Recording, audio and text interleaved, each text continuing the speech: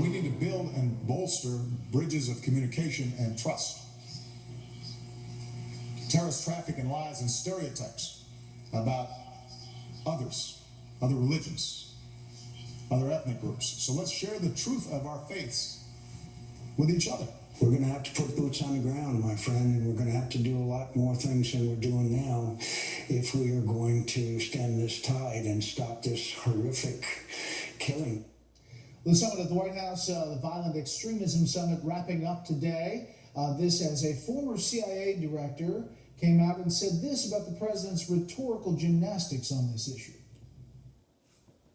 The president is a sort of world champion of political correctness. He looks scared. Right. He looks as if he's afraid of using the adjective Islamic to describe the terrorists.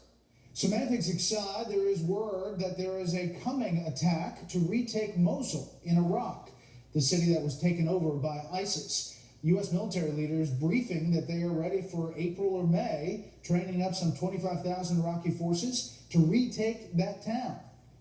So what about that? Let's bring in our panel. Judge Andrew Napolitano, Fox News senior judicial analyst, Mara Liasson, national political correspondent of National Public Radio, and syndicated columnist Charles Krauthammer.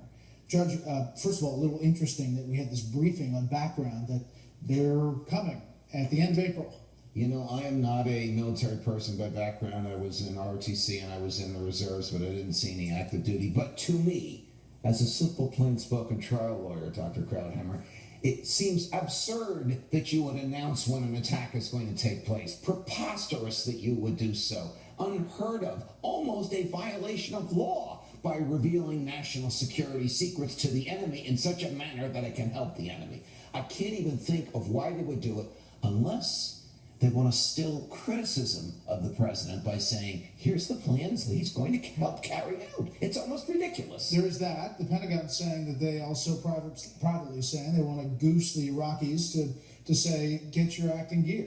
Well, I would like to believe that they have a reason. Maybe that is it for doing this. I hope they have a reason, and it's a good one. But that aside, I think it's a good thing that they actually believe the Iraqis are going to be ready by April or May to do this, because we've been hearing for months and months the reason they haven't been able to do it is because the Iraqi army just isn't ready.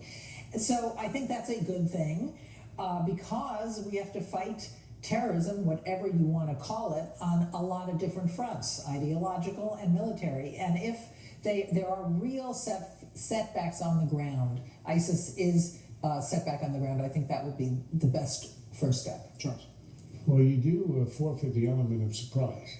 I think the administration has to recognize that. And if the reason is that we're trying to goose the Iraqi allies to get ready to actually go ahead and do this, that does not speak well of the readiness and the initiative and the enthusiasm of these Iraqi allies.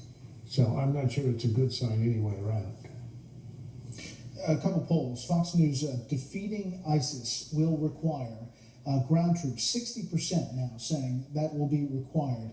62%, I should say, defeating ISIS will require ground troops. And the next one, is the president being tough enough? Should he be tougher? 68%. And that tracks with a CBS poll. How great is the threat from ISIS? A major threat. 65% now say ISIS is a major threat. I mean, Mara, this is... You know, what's so interesting about this is that we've been told for months and months and months, Americans, war-weary, will not stand for boots on the ground, and that's pretty much how the White House has designed its strategy. But the American people understand something. You can't just use air power. It's not working. We've learned that over and over again in many conflicts, including in Bosnia. And they understand that they're going to have to have boots on the ground, and I think the American people are smart enough to know that we're not going to reoccupy Iraq, or what was in the AUMF, how Obama phrased it, enduring offensive combat presence. We're not going to have that. But we are probably going to need a lot more forward American boots on the ground. I agree fully with Mara, but I don't think that's going to happen under this president. It is just not in his constitutional makeup in the last 23 months of his presidency to do something as profound as to put boots on the ground. Militarily, I don't know how we could defeat ISIS if we want to defeat them, if we really believe that they are this existential threat to us, not to others in the Middle East, but to us. I don't know how that could happen without boots on the ground. But boots on the ground are not going to happen under this president, no matter what the Congress authorizes him to do. All right, what about the wrap-up of this 3-day summit and the overview of what came out of it? What didn't come out of it? Anything of any importance. The idea behind it is the president wanted to assuage the feelings and the anxieties of the Muslim community here and around the world.